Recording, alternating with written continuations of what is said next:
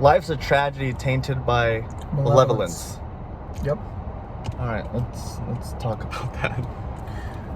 I think the basically the what he's trying to get to is that nobody ever gets through life without experiencing some trauma, physical trauma, emotional trauma, spiritual trauma, and you never get through life.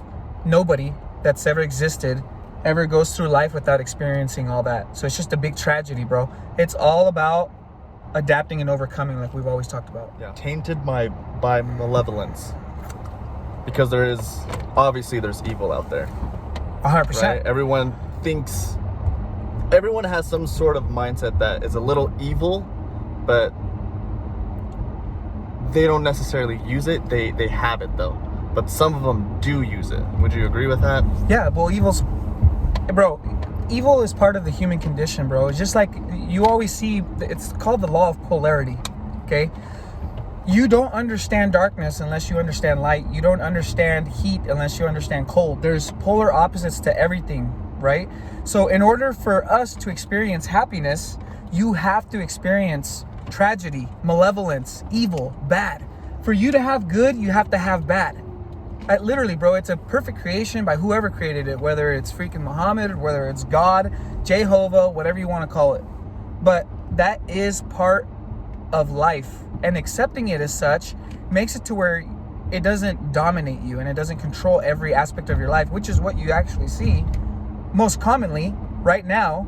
People are completely dominated by the events that are happening in their life, and little do they realize that those events present themselves as an opportunity for you to grow, kind of like a launch pad, if you will. So without that, you don't have this. Without this extreme anxiety or depression or pain, you're not going to have moments of glee, right? Where you're super happy, bro. Like you're like, yes, I finally accomplished this. Now nobody can fuck with me. Yeah. So I guess the question is, and he kind of asked it too, like, how do we prevent it from actually having people use that evil? Or how do we surpass that without it damaging our own life? You know what I mean? Because we're obviously thinking about evil shit all the time. Like, we have to get to a certain point, right? Yep. We have to, like we talked about the other day, that we have to know our enemies' tactics. Or their tactics. Because if we don't, we obviously are going to lose. You are going to lose. And the analogy that's made by people or even tacticians is you study your opponent, because if you don't, you're not going to know to what level they can take you to. So back to the original concept, which was malevolence, is that if you don't understand evil, what it is, how it's perpetrated, how it's used, when evil comes in contact with you and you're having that interface moment, it's going to take you to a death row. You're not going to know what to do. So it's going to fuck you up. It's going to destroy you. Yeah. Right? So if you don't know how to swim and you dump out somebody that doesn't know how to swim out in deep ocean waters, it's only a matter of time before they succumb and drown, because they don't know how to swim, because they've never realized that they need to have this skill. So in the same thing with malevolence, you understand evil, you see evil for what it is. You don't have to look very far into history to understand evil, whether it was the SS during World War II, whether it was Mao, whether it was Stalin, whether it was Hitler, whoever. You can go on and name them by the hundreds. You don't have to go very far to understand people will do some fucked up shit. And if you don't understand the fucked up shit, then it's going to be easy for you to be controlled. Because fear controls. So I guess, Peterson was pretty much talking about how to like deal with it, right? I don't necessarily think you have to. You do have to deal with it, but I think you can use it as an advantage. Would you agree that you can think that way? Obviously, how we're talking about, you got to know how, your enemy tactics, or your enemy's tactics. Oh, there's a fucking gas station. Keep going. Fuck, where was I going with this, bro? You have to understand your enemy's tactics. Yes. I think what you're trying to say is that you can know something but not embody it. Yes, just know it and use it to your advantage. Not actually use those evil tactics, but know them so that way you don't get damaged by it. I think that's first of all, that's a good observation, but it's very subjective. And obviously, knowing the differences between subjective and objective. Subjective means that it's to your personal needs, wants, inclinations, morality, whatever. Let me tell you something, bro. I would never kill somebody, right? Because according to the Bible, according to the 10 Commandments, thou shalt not commit murder, right? Mm-hmm. But let me tell you something, bro. If somebody went into my house and tried to fuck with my loved ones, bro, I will unleash ungodly evil on that person. Yep. Because I understand evil and I know how to use it to get somebody to stop doing something that I am trying to protect. Mm-hmm. So now I'm just operated at an instinctual level. But see, if I grew up in a monastery my whole life and I've always been taught to constantly turn the other cheek and to be nice to everybody and agreeable, then bro, this person is gonna exert evil on me, my family, my loved ones, my dog, whatever you want to call it.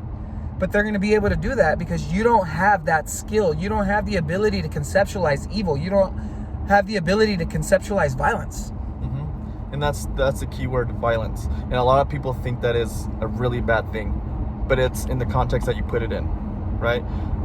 War is violence. Yeah.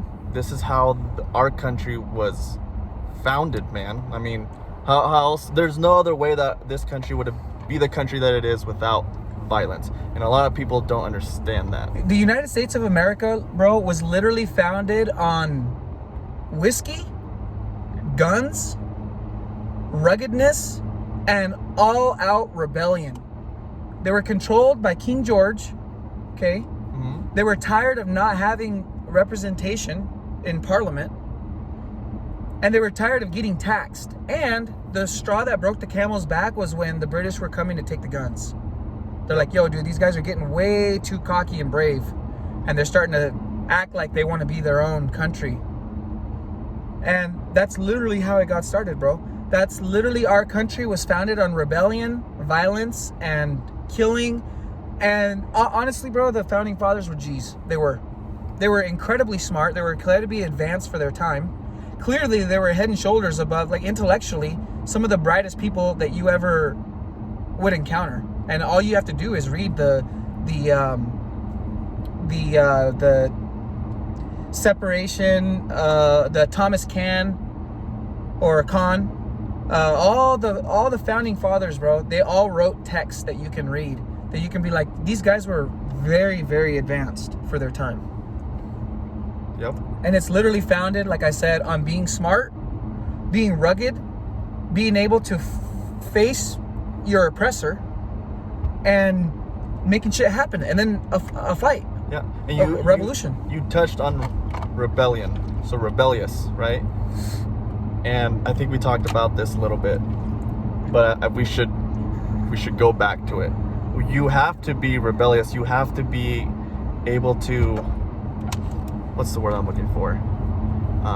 Obviously rebel against certain things, but you have to be, what's the word that I'm looking for, Mikey? To be successful, you have to be.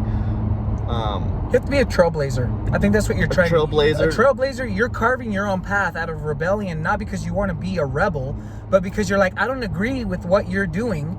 I think my way works out better. Yeah. Is that not America to a T? Is that not capitalism to a T? Mm-hmm. Okay, I'll give you an example of a professional rebel. A man by the name of Steve Jobs, rest in peace. Right? He says... Which is how we're recording this.